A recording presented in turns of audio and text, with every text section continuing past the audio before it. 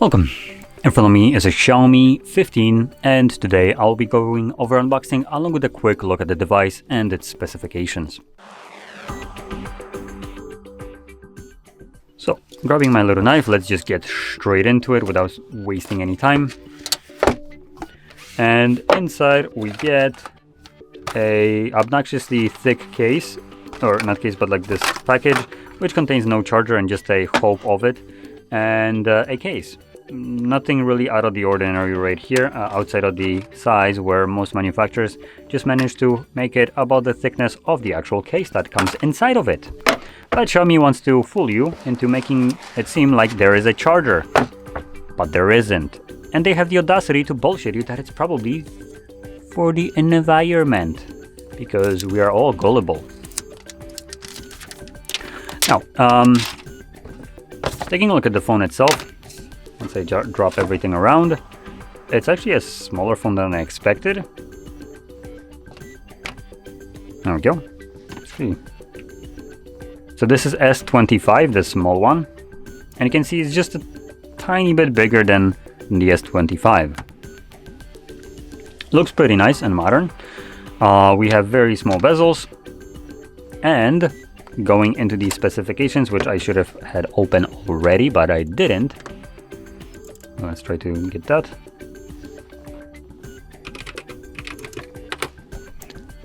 Okay, now I have it open. We are looking at a 6.36-inch display with a resolution of 1200 by 2670 pixels, LTPO AMOLED display, 120 Hz refresh rate, Dolby Vision, HDR10+, and a peak brightness of 3200 nits, and a 90% screen to body ratio with a pixel density of 460, covered with a Xiaomi Shield glass. So the display right here is fantastic.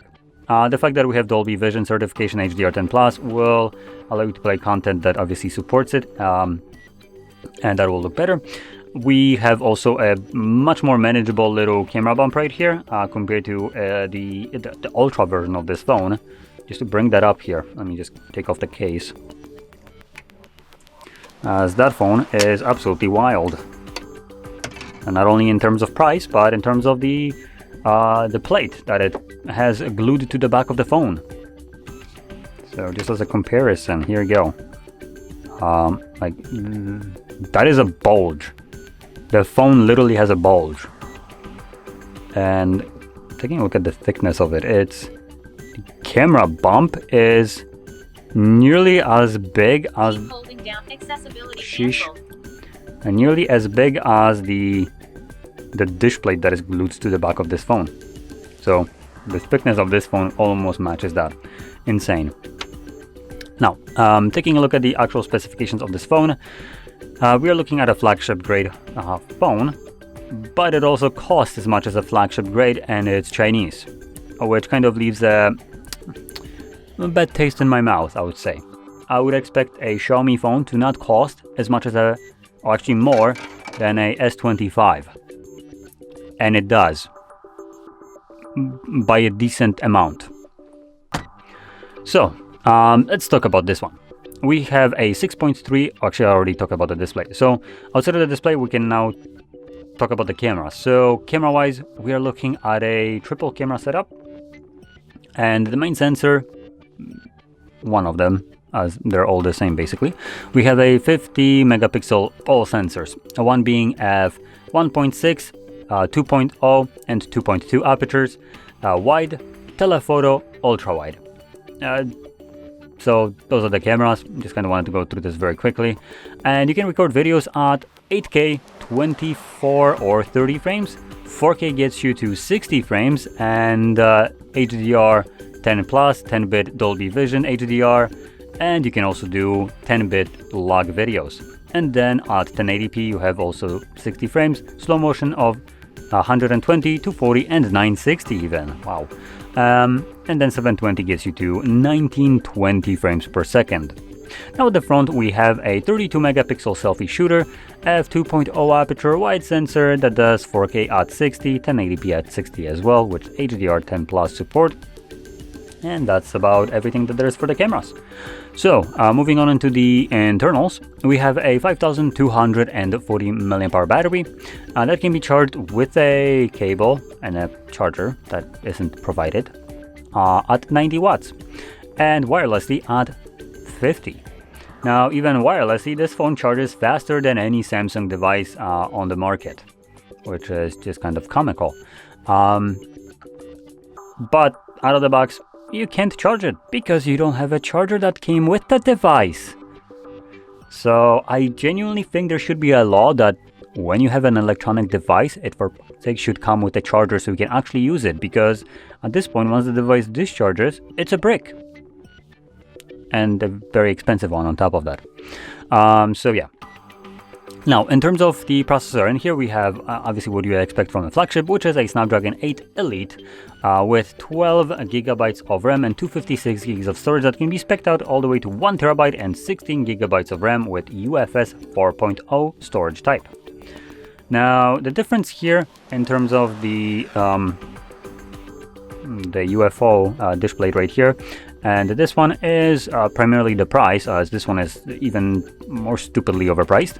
But in terms of cameras, obviously you have a 200 megapixel sensor right here and a bigger battery, as well as a faster storage in here, as this one comes with a UFS 4.1 storage type, which will be a little bit better in terms of read and write speeds.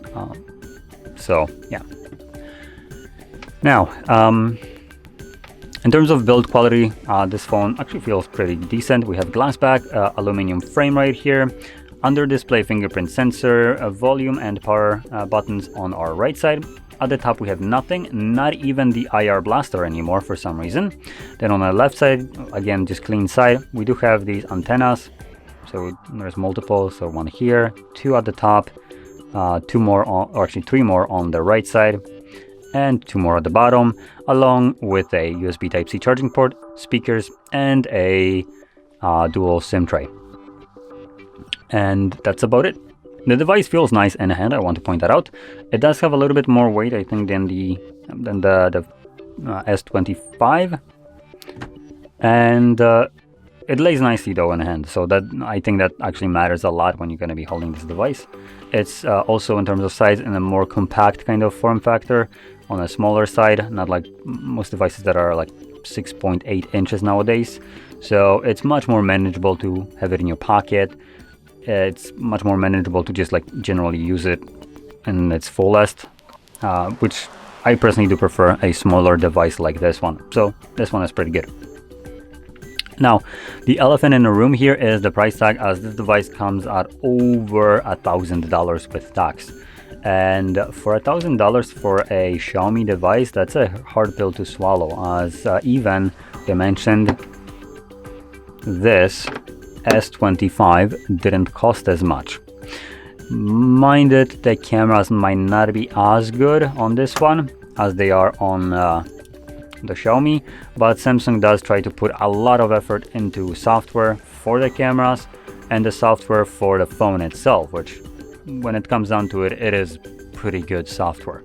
But I paid for this device about $700. This is a 512 gigabyte storage version as well, which this one isn't out of the box, costing at over $1,000, comes with 256 gigs of storage. So not only did I pay less, I got more. And in terms of things like processors and all that stuff, it's about the same. The only downside is this one charges at a just pathetic 25 watts. Like, it's almost insulting to have a phone at this point from Samsung charging at this kind of speed. And if your phones are going to be exploding, shit, I think you need to take that risk and either make better phones that don't explode or just F off. Because 2025 phones charge at 120 watts and this device charges at 25. So it's doing something wrong here in this department. But in general, like I said, price-wise, it's a bit more affordable. At least I had it more affordable, and it offers about the same kind of thing. Samsung, like I mentioned, does have a better software, I would say. Much more polished. They had way more time to do that than Xiaomi. So that's kind of where I'm going with this. With this costing over $1,000, it's just asking a little bit too much for a device that is going to be just not as good as something like a Samsung in terms of software and general kind of polish of the device. And it also being Chinese, just previously those phones were cheaper and still great, and that was their shtick. But now when they're joining the Apple and Samsung prices, I wouldn't be getting this if I can for $1,000 get something that is like S25 almost Ultra. That's kind of what the price we're looking at. So maybe not the Ultra, but if you can get an Ultra deal, some people do sell them at great prices. In this aspect, like, hell, I'm gonna pick an Ultra over this one any day. It's Samsung over Xiaomi. So, like I said, the price I think here doesn't match the product, and that's what seems to be the problem for a lot of companies nowadays, where they do release a overpriced device hoping that it's gonna, I guess, sell. And I don't think it really, at least I don't think, I don't have any kind of data, but I doubt people will be paying, what is it, $1,500 for a Xiaomi phone like this one, when you can spend less and have an S25. Now, I do want to point out, camera-wise, I don't think there's probably going to be much competition here, so that's one thing. But as a whole package, I think I would prefer to have a Samsung that is more reliable and has more 7 years of software updates, I think it is. So yeah, this one and the other one, like that I pointed out, get 4 major Android upgrades, so a little bit less. But anyway, this sums it up. So anyway, if you found this video helpful, don't forget to hit like, subscribe, and thanks for watching.